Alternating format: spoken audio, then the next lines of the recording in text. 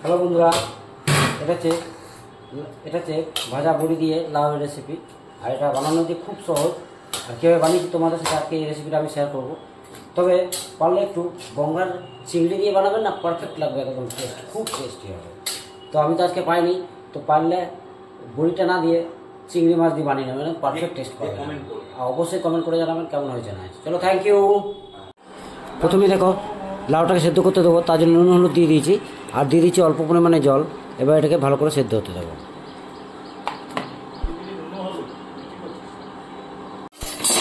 তেলটা আমার হয়ে গেছে। প্রথমে আমি কিছু বড়ি এগুলোকে ভেজে নেব। ফাইনালি বড়িটা আমার ভাজা হয়ে গেছে, বড়িগুলিকে আমি তুলে নিচ্ছি। এই তেলে অ্যাড করে দিচ্ছি ফোড়ন হিসেবে একটা তেজপাতা, অল্প কালো জিরে আর দুটো শুকনো লঙ্কা।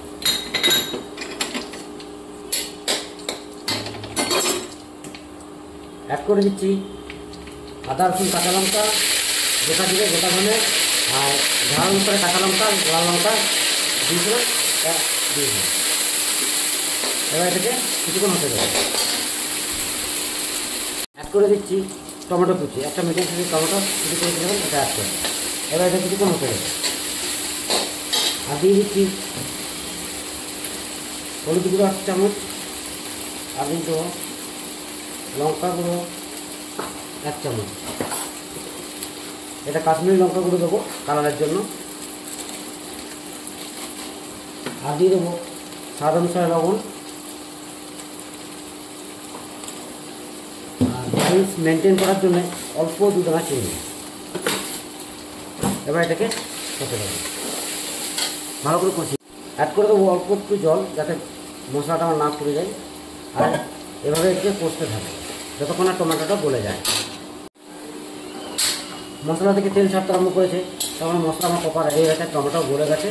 এরপর আমি অ্যাড করে দিচ্ছি সেদ্ধ করে রাখা লাউটাকে।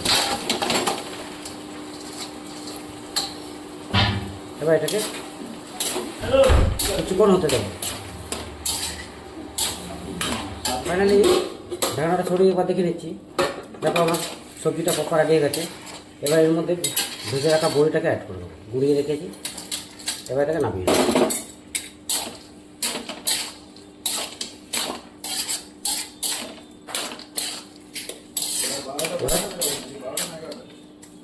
এবার এটাকে নামিয়ে নেব। Thank you. ফাইনালি সবজিটাকে আমি নামিয়ে নিয়েছি, দেখো লাউ বড়িটাকে। এবার এটা সাফ করা যাবে। দেখতে হচ্ছে বন্ধুরা, আমার লাউ বড়ি রেডি। কে কী খাবে কমেন্ট করে জানাও, আর কেমন হয়েছে অবশ্যই একটু কমেন্ট করে জানাবে। চলো, থ্যাংক ইউ। হ্যালো বন্ধুরা, এটা হচ্ছে ভাজা বড়ি দিয়ে লাউয়ের রেসিপি। আর এটা বানানো যে খুব সহজ, আর কীভাবে বানিয়েছি তোমাদের সাথে আজকে এই রেসিপিটা আমি শেয়ার করব। তবে পারলে একটু গঙ্গার চিংড়ি দিয়ে বানাবেন না, পারফেক্ট লাগবে, একদম টেস্ট, খুব টেস্টি হবে। তো আমি তো আজকে পাইনি, তো পারলে বড়িটা না দিয়ে চিংড়ি মাছ দিয়ে বানিয়ে নেবেন, পারফেক্ট টেস্ট পাবেন। আর অবশ্যই কমেন্ট করে জানাবেন কেমন হয়েছে না। চলো, থ্যাংক ইউ।